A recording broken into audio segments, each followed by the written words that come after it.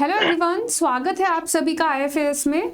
तो जैसे आप जानते हैं कि IIT jam exam entrance level, ये एक एग्ज़ाम नेशनल लेवल पर होती है।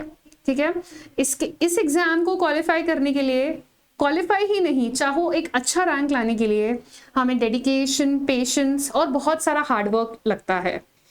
और ये हार्डवर्क सिर्फ एक दिन या एक महीने की बात नहीं होती है, ये लगातार बहुत लंबे समय की बात होती है। उसके बाद ही हम एक अच्छा रैंक ला पाते हैं। इन्हीं सारी क्वालिटीज के साथ हमारे साथ है यहाँ पर अनीश। उन्होंने आईआईटी जैम क्वालिफाई किया है। क्वालिफाई करने के साथ उनका काफी अच्छा ऑल इंडिया रैंक भी आया है। हम जानना चाहते हैं अनीश का ये कैसा रहा सफर, और हम ये सब अनीश की कहानी हम जानेंगे अनीश की जुबानी। तो हाय अनीश, कैसे हो आप? बढ़िया है मैम। बहुत बढ़िया। सबसे पहले तो आपको कॉन्ग्रेचुलेशंस, आपने आईआईटी जैम को क्वालिफाई किया और आपने एक अच्छा ऑल इंडिया रैंक भी लाया है, जो आप खुद ही अपनी जुबानी बताएंगे। तो उसके लिए सबसे पहले आपको congratulations. Thank you ma'am. Yes.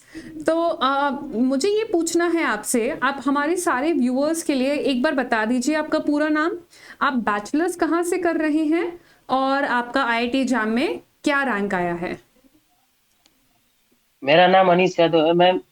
मैं उत्तर प्रदेश के गाजीपुर जिले से हूँ और मैं प्रेजेंट टाइम में यूनिवर्सिटी ऑफ इलाहाबाद से बीएससी थर्ड ईयर का छात्र हूँ। हम्म। जी। यस। देखिए, सबसे बड़ी बात ये होती है कि आप ऑलरेडी करंटली एकेडमिक्स में हैं, आप अपने बीएससी को कर रहे हैं और उसके साथ आप आईआईटी जैम भी क्वालिफाई कर रहे हैं। अपने आप में बहुत बड़ी बात होती है। काफ़ी सारा इसमें टाइम मैनेजमेंट का भी खेल होता है।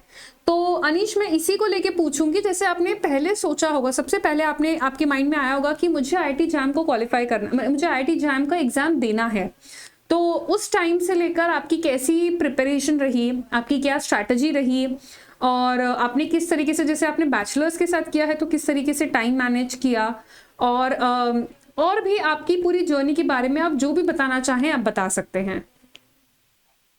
मैम मुझको क्लास भी करना था यूनिवर्सिटी का, तो उसके हिसाब से मैंने शेड्यूल बनाया था। जब टाइम मिलता था हमको क्लास के जो इंटरवल होता है बीच में, जैसे जैसे टाइम मिलता था हम उसमें अपना शेड्यूल बनाते थे, उसमें थोड़ा पढ़ लेते थे।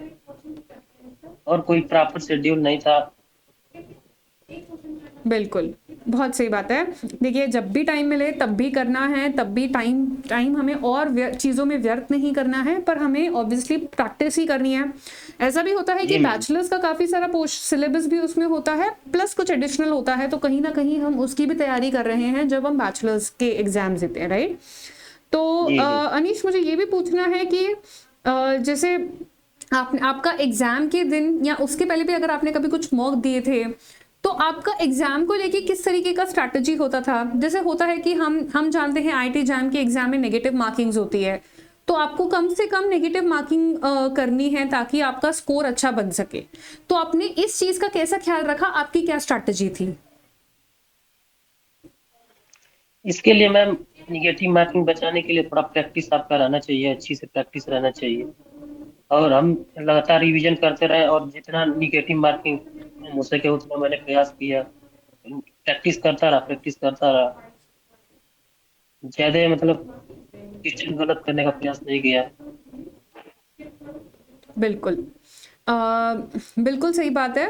और मुझे आपसे ये भी पूछना है, जैसे आपने, देखिए, सिलेबस तो काफ़ी सारा होता है, तो सिलेबस को लेके आपका क्या कहना है? क्या आपने कंप्लीट सिलेबस किया था, या किस चीज़ से, किस तरीके से आपने सिलेबस को अपने कहते हैं ना कि एक ऐसा आइडियलाइज किया था कि मुझे ये चीज़ें करनी है और ये चीज़ें ही अच्छे से करनी है, तो उसको लेके आपका क्या रहा था टेक? हाँ मैम, सिलेबस तो बहुत वास्ट होता है लेकिन मैंने शॉर्ट नोट्स बनाया था ताकि लास्ट में उसका रिवीजन अच्छी तरीके से कर लूँ। क्योंकि लास्ट में हमको टाइम कम मिलता है और जितना मैक्सिमम रिवीजन और प्रैक्टिस रहती है उतना अच्छा आपको रिजल्ट दिखने को मिलेगा। तो मैंने शॉर्ट नोट्स बनाकर सिलेबस को कवर किया था लास्ट में। बिल्कुल। जैसे कि बहुत सारी चीज़ें होती है, जब हम देखने जाते हैं तो ऐसा लगता है अरे ये भी पढ़ना है, ये भी पढ़ना है। जब जी चीज़ें मैम। जी। स्कैटर्ड होती है ना, तब हमें मुश्किल लगती है, पर जब उसे एक साथ एक जगह पे रखा जाए, उनके नोट्स बनाया जाए, खुद के हाथों से लिखा जाए, तब वो ज़्यादा याद रहता है ना? तो जी जी। यस, ऑफ कोर्स ये चीज़ें काफ़ी हेल्प करती है अनीश। लास्ट में आपसे ये एक सवाल रहेगा कि आपको हमारे व्यूअर्स को क्या मैसेज देना है, और अभी जो प्रिपेयर कर रहे हैं उनके लिए आपकी क्या राय होगी, क्या चीज़ें करनी चाहिए और क्या नहीं करना चाहिए? मैम मैं सबको मतलब यही बताना चाहूंगा कि आप रेगुलर कंसिस्टेंसी बनाए रखिए और रोज पढ़ते रहिए, और प्रैक्टिस और रिवीजन को लगातार मतलब छोड़िए ना उसको, प्रैक्टिस करते बिल- रहिए, रिवीजन भी, और ज्यादा डरिए ना, लगातार प्रैक्टिस करते रहिए, अपना तैयारी करते रहिए, अच्छे से सब हो जाएगा अच्छे से। बिल्कुल। तो जैसे कहते हैं ना कि अपने ऊपर जैसे विश्वास जैसे हमारे रखिए। हमारे टीचर जैसे जैसे कर रहे हैं वैसे वैसे फॉलो करिए उनको, बस होता जाएगा। बिल्कुल, बिल्कुल।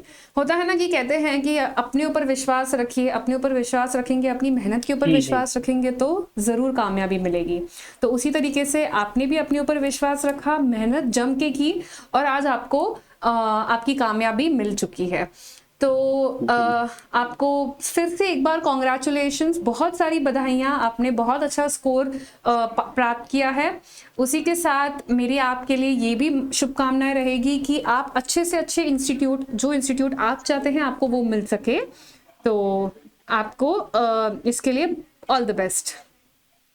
Thank you ma'am, thank okay, thank you so much. अगर आपको ये सेशन अच्छा लगा हो तो प्लीज़ हमारे सेशन को लाइक कीजिए, अपने फ्रेंड्स के साथ शेयर कीजिए। अगर आपको इसमें से मोटिवेशन मिला हो तो ये हमारे लिए ये आपके लिए काफ़ी हेल्पफुल होगा। Thank you so much.